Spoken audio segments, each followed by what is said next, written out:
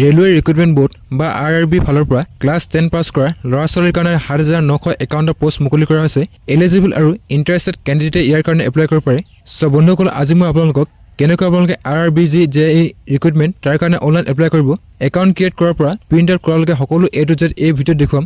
যদি আপোনালোকে এই পোষ্টসমূহৰ কাৰণে এলিজিবল আৰু আগ্ৰহী তেন্তে আপোনালোকে ভিডিঅ'টো প্ৰথমবাৰ শেষলৈকে চাওক। তো বন্ধুসকল, RRB 7951টা পোষ্টৰ এপ্লাই কৰিবৰ কাৰণে আপোনালোকে এই পেজত আহিব। ইয়াৰ ডাইৰেক্ট লিংক মই ডেছক্ৰিপশ্যনত দি দিম। এপ্লাই কৰিবৰ কাৰণে যদি আপোনালোকৰ RRB কোনো ধৰণৰ একাউণ্ট ক্ৰিয়েট কৰা নাই তেন্তে আপোনালোকে প্ৰথমতে ইয়াত একাউণ্ট ক্ৰিয়েট কৰিব লাগিব। একাউণ্ট ক্ৰিয়েট কৰিবৰ কাৰণে ইয়াত আপোনালোকে এপ্লাই বটন পাব। এপ্লাই বটনত ক্লিক কৰিব। তাৰ পাছত ইয়াত আপোনালোকে ক্ৰিয়েট এন একাউণ্ট আৰু অলৰেডি হেভ এন একাউণ্ট দুটা অপশ্যন পাব।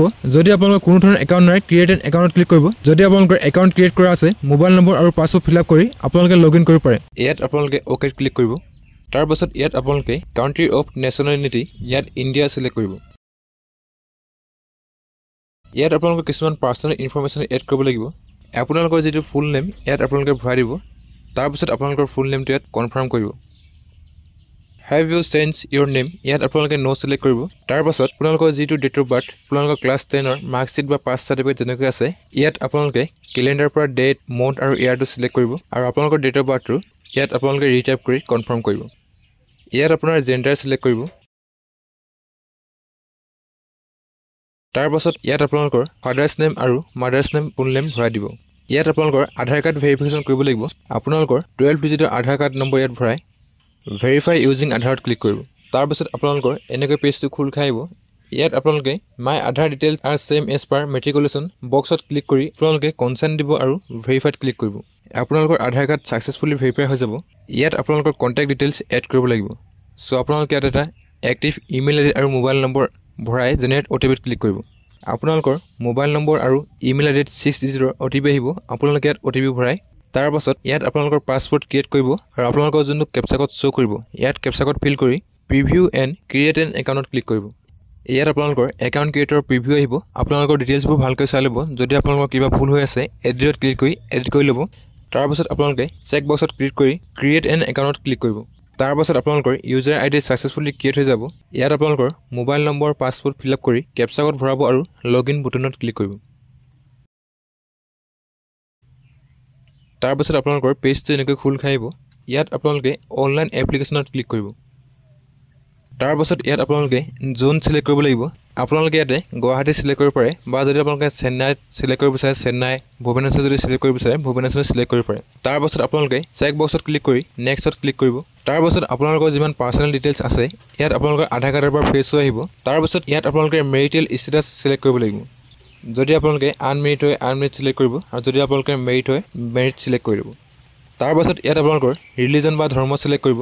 তাৰপাছত ইয়াত আপোনালোকে মাদাৰ টাং চিলেক্ট কৰিব। ইয়াত আপোনালোকে আছামিজ চিলেক্ট কৰিব। চইচ অফ লেংগুৱেজ ফৰ এক্সামিনেশ্যনত আপোনালোকে যদি অসমীয়াত দিব বিচাৰে আছামিজ চিলেক্ট কৰিব। যদি ইংলিছত দিব বিচাৰে ইংলিছ, হিন্দীত যদি দিব বিচাৰে আপোনালোকে হিন্দী চিলেক্ট কৰিব পাৰে। আপোনালোকৰ যিটো সুবিধা হয় সেই সুবিধা অনুসৰি আপোনালোকে ইয়াত লেংগুৱেজটো চিলেক্ট কৰিব পাৰে। তাৰপিছত আপোনালোকৰ পাৰ্মানেণ্ট ভিজিবল মাৰ্কছ অফ আইডেণ্টিফিকেশ্যনত যদি আপোনালোকৰ বডিত কিবা পাৰ্মানেণ্ট আইডেণ্টিফিকেশ্যন মাৰ্কছ আছে তেন্তে আপোনালোকে ইয়াত ভৰাই দিব পাৰে। তাৰপাছত ইয়াত আপোনালোকৰ কমিউনিটি ডিটেইলছ এড কৰিব লাগিব। যদি আপোনালোকে ST হয় ST চিলেক্ট কৰিব। যদি আপোনালোকৰ SC হয় SC।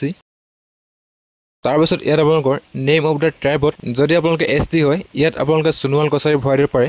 তাৰপাছত আপোনালোকৰ যিটো কাষ্ট চাৰ্টিফিকেট নম্বৰ ইয়াত আপোনালোকে ভৰাব লাগিব।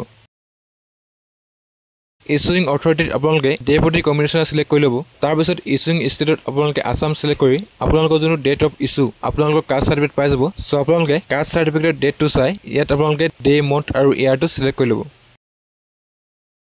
Do you wish to avail free rail travel pass for the exam দিবৰ কাৰণে যদি আপোনালোকে ফ্ৰী টিকেট বিচাৰে তেন্তে আপোনালোকে ইয়াত চিলেক্ট কৰিব। তাৰপিছত আপোনালোকৰ যিটো নিয়েৰেষ্ট ৰেল ষ্টেচন ইয়াত আপোনালোকৰ নিয়েৰেষ্ট ৰেল ষ্টেচনৰ নেমটো ভৰাব লাগিব।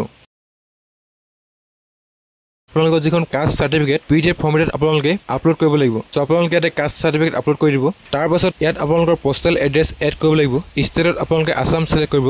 ডিষ্ট্ৰিক্টত আপোনালোকৰ যিখন হোম টাউন ডিষ্ট্ৰিক্ট ইয়াত আপোনালোকে চিলেক্ট কৰিব। এড্ৰেছত আপোনালোকৰ ফুল এড্ৰেছটো আপোনালোকে টাইপ কৰি দিব।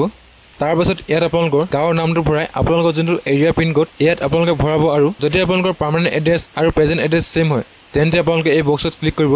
তাৰপাছত আপোনালোকৰ পাৰ্মানেণ্ট এড্ৰেছ অট'মেটিকলি ফেচ হৈ আহিব। তাৰপাছত আপোনালোকে ছেভত ক্লিক কৰিব। আপোনালোকৰ পাৰ্চনেল ডিটেইলছ ছাকচেছফুলি ছেভ হৈ যাব। আৰু নেক্সটত ক্লিক কৰিব আপোনালোকৰ পাৰ্সোনাল ডিটেইলছ সাকসেসফুলি সেভ হৈ যাব ইয়াত আপোনালোকে কেটেগৰী সিলেক্ট কৰিব লাগিব আৰু এন এক্স সাৰ্ভিস পিনত আপোনালোকে নো সিলেক্ট কৰিব যদি আপোনালোকৰ কিবা বেঞ্চমাৰ্ক ডিসেবিলিটি আছে ইয়াত আপোনালোকে ইয়েস সিলেক্ট কৰিব পাৰে বা যদি আপোনালোকৰ কোনো ধৰণৰ ডিসেবিলিটি নাই ইয়াত আপোনালোকে নো সিলেক্ট কৰিব যদি আপোনালোকে ইকোনমিক্যালি ব্যাকওয়াৰ্ড ক্লাছৰ পৰা বিলং কৰে তেন্তে আপোনালোকে ইয়াত ইয়েস সিলেক্ট কৰিব যদি আপোনালোকে নকৰে নো সিলেক্ট কৰি পেজটো স্ক্ৰল কৰিব ডিটেইলছ অফ সাৰ্ভিং ৰেলৱে এপ্লিকেন্ট ইয়াত আপোনালোকে নো সিলেক্ট কৰিব কাৰেন্ট এমপ্লয়মেন্ট ডিটেইলছত আপোনালোকে নট এপ্লিকেবল সিলেক্ট কৰিব তাৰ পাছত আপোনালোকৰ যোনটো এপ্লিকেশন ফিজ তাৰ ৰিফান্ড পাবৰ কাৰণে ইয়াত আপোনালোকে বেংক ডিটেইলছ এড কৰিব লাগিব name of the account holder আপোনালোকৰ নিজৰ নেমটো ভৰাব তাৰ পাছত আপোনালোকৰ বেংক একাউন্ট নম্বৰ ইয়াত ভৰাব আপোনালোকৰ যোনটো আইএফএসচি কোড ইয়াত ভৰাব আৰু কনফাৰ্মত ক্লিক কৰিব আপোনালোকৰ বেংক নেম আৰু বেংক এড্ৰেছ অটোমেটিকলি ফিক্স হৈ আহিব ইয়াত আপোনালোকে নেক্সটত ক্লিক কৰিব তাৰ পাছত ইয়াত আপোনালোকে কোৱালিফিকেশন ডিটেইলছ এড কৰিব লাগিব ইয়াত আপোনাৰ মেট্ৰিকৰ ডিটেইলছ এড কৰিব লাগিব সো ইয়াত আপোনালোকে ষ্টেট আসাম সিলেক্ট কৰিব তাৰ পাছত ইয়াত আপোনাৰ ডিস্ট্ৰিক্ট সিলেক্ট কৰি বোৰ্ডত সেৱা ভৰাব বা যদি আপোনালোকে সিবিএসই হয় তেন্তে আপোনালোকে সিবিএসই ভৰাব ডেট অফ পাছিংত আপোনালোকে যিটো সনত মেট্ৰিক পাছ কৰিছে ইয়াত আপোনালোকে মেট্ৰিক পাছ কৰা ইয়াৰটো সিলেক্ট কৰিব তাৰ পাছত মেট্ৰিকৰ ৰোল নম্বৰ ইয়াত ভৰাই এডত ক্লিক কৰিব আপোনালোকৰ মেট্ৰিকৰ ডিটেইলছ সাকসেসফুলি এড হৈ যাব তাৰ পাছত ইয়াত আপোনালোকে যদি আপোনালোকে 3 years diploma in engineering polytechnic ITI কৰিছে তেন্তে আপোনালোকে 3 years diploma in engineering select কৰিব যদি আপোনালোকে বিএসসি কৰিছে ব্যাচেলৰ অফ সায়েন্স সিলেক্ট কৰিব যদি আপোনালোকে ইঞ্জিনিয়াৰিংত ডিগ্ৰী কৰিছে তেন্তে আপোনালোকে ডিগ্ৰী ইন ইঞ্জিনিয়াৰিং সিলেক্ট কৰিব তাৰ পাছত আপোনালোকে যিটো ট্ৰেডত ডিপ্লোমা কৰিছে ইয়াত আপোনালোকৰ নিজৰ ট্ৰেড সিলেক্ট কৰিব লাগিব যদি আপোনালোকে মেকানিক্যাল ইঞ্জিনিয়াৰিং কৰিছিলে মেকানিক্যাল ইঞ্জিনিয়াৰিং সিলেক্ট কৰিব তাৰ পাছত আপোনালোকৰ ষ্টেটত আসাম সিলেক্ট কৰি আপোনালোকে যিখন ডিস্ট্ৰিক্টত ডিপ্লোমা বা ইঞ্জিনিয়াৰিং কৰিছিলে সেই ডিস্ট্ৰিক্টখন ইয়াত আপোনালোকে সিলেক্ট কৰি নেম অফ ইনষ্টিটিউটত যিখন কলেজৰ পৰা আপোনালোকে ইঞ্জিনিয়াৰিং ডিপ্লোমা কৰিছে ইয়াত আপোনালোকে ভৰাই দিব ডেট অফ পাছিংত আপোনালোকে যিটো চনত ডিপ্লোমা ইঞ্জিনিয়াৰিং পাছ আউট হৈছে সেই চনটো আপোনালোকে ইয়াত সিলেক্ট কৰিব এড বটনত ক্লিক কৰিব আপোনালোকৰ কোৱালিফিকেশন সাকসেসফুলি এড হৈ যাব তাৰ পাছত নেক্সটত ক্লিক কৰিব